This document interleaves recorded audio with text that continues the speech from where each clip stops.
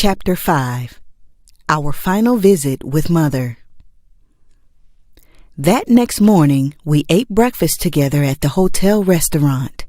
Then we went back to our respective rooms to rest up before going back to the boarding home for dinner with our mother that evening. While in our hotel rooms, Terrence and I got into an argument over the phone, and I was feeling unloved.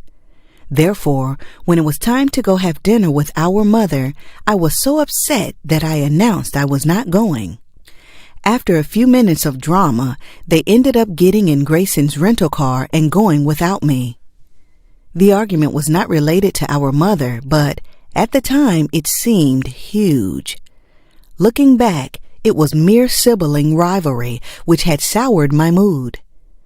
However, at the time it appeared enormous enough to cause me to refuse to visit my mother, whom I had longed to know for 49 years.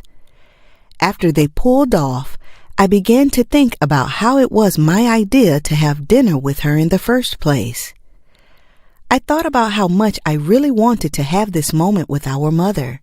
Most of all, I remembered how badly I wanted to ask her why she left and listen intently as she talked to me about it.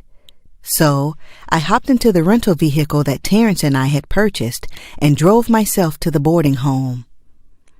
They went to buy the chicken dinner first, so I arrived at the home before them. I texted to let them know I was there and waited for them to show up so we could all walk in together. I was still feeling sad, but I put on a happy face so that we could all enjoy this final visit with our mother. Finally, they arrived and we walked in at 4 o'clock with a large chicken meal as promised. One of the workers met us at the door and asked, "May I help you?" We told her we were there to have dinner with our mother, Geneva, so she gave us permission to proceed. We walked back to our mother's bedroom and knocked on the door. It took her a couple of minutes to open the door. When she finally did, she explained that she had fallen asleep because her hip had been hurting. She was wearing a red long-sleeve top with black pants and the same black skull cap on her head from the evening before.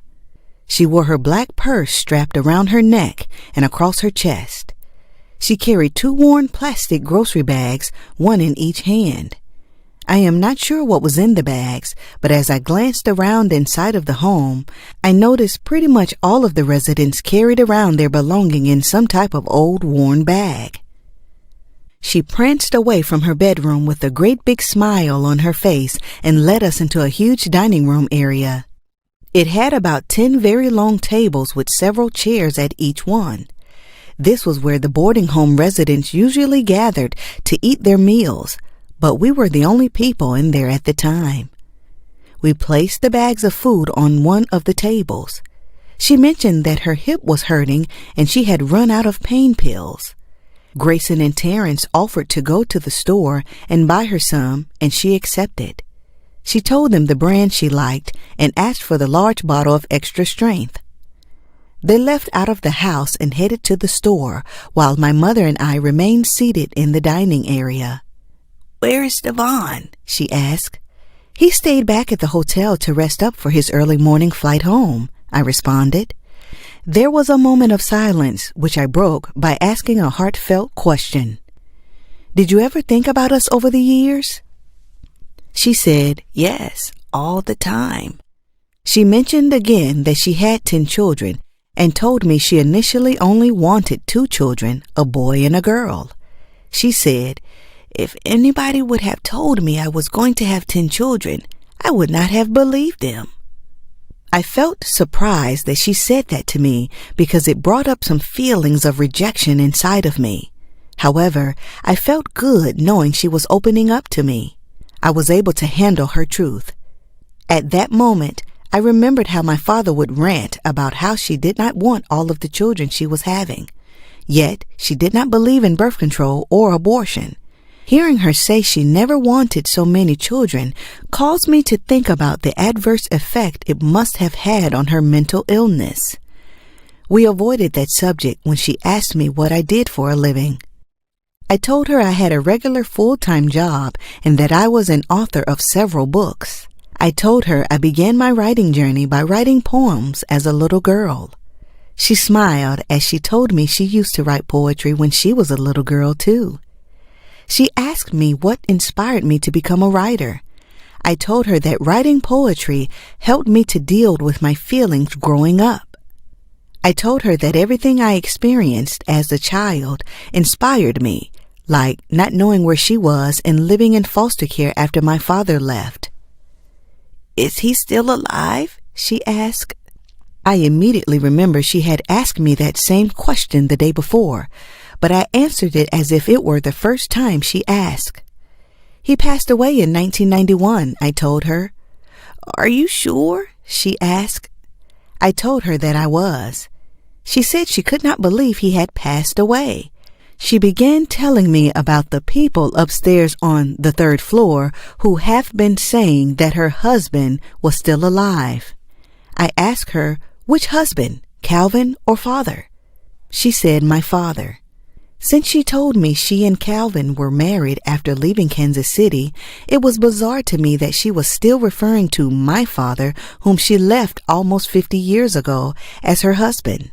Furthermore, I knew that there was no 3rd floor in the boarding home, so I presumed she was referring to the voices she hears in her head due to her mental illness.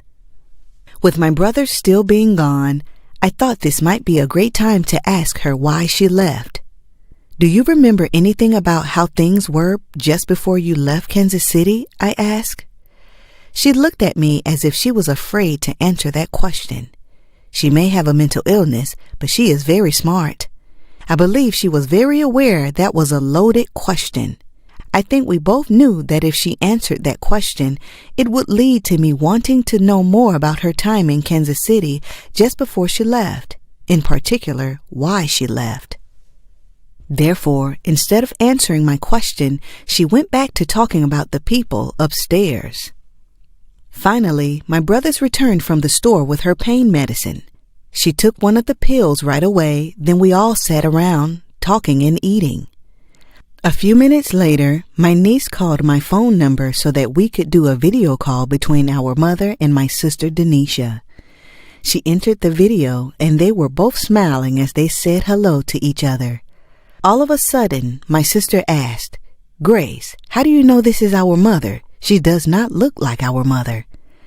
I felt speechless because I knew it would take more time than we had to explain how I knew she was our mother.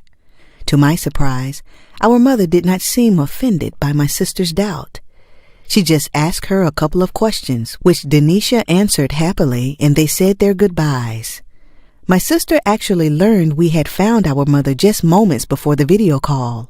Therefore, she had not had the much-needed opportunity to process the information before being face-to-face with this estranged woman. The shocking news of finding our mother had been sprung on her without any prior preparation. This left me feeling guilty that we had not told her sooner. You see, we really wanted to take Denisha with us, but circumstances did not allow it. We made the difficult decision to travel without our sister with the intention of using technology to bring her together with the lady who delivered her into this world. My father had once said that out of all 6 of his children, he believed Denisha had the deepest affection for our mother. We did not know how the reunion would go, and we did not want to subject her to any rejection if our mother did not receive us. When our mother finally received us, we did not want to leave without giving Denisha an opportunity to see her and talk to her, since we did not know if or when we would ever be in person with our mother again. Actually, my niece and I had discussed preparing my sister in advance of the video conversation. We had planned for her to arrive at my sister's place 30 minutes to 1 hour before the call.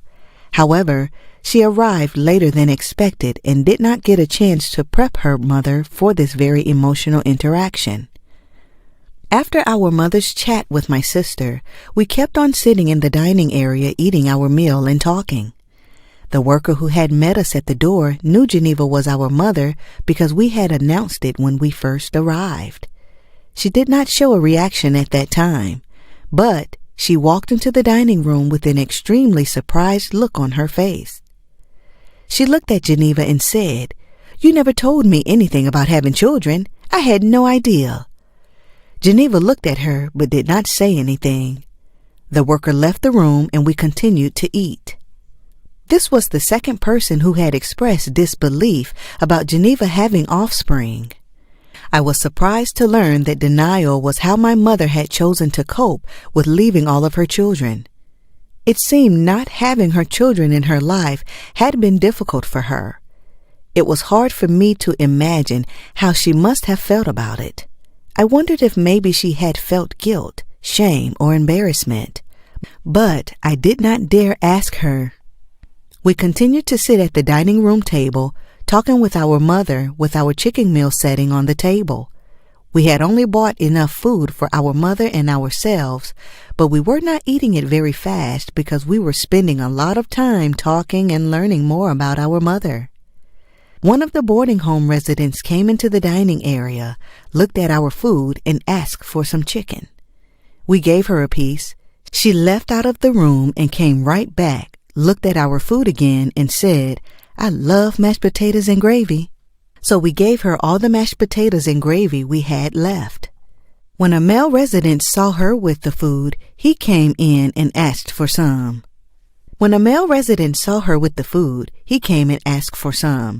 Thankfully, we were able to honor his request.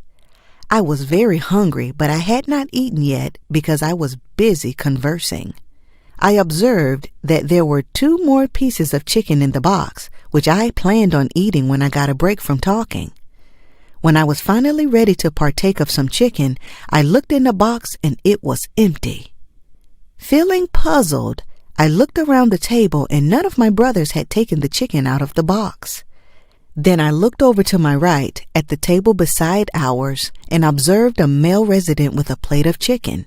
He was eating it very fast and appeared to be enjoying it very much.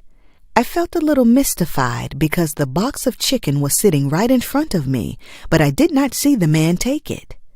I looked over to my left at the table where my mother was sitting. My brother Terrence was standing in front of her. I had a baffled look on my face. Terrence whispered, "I said he could take it."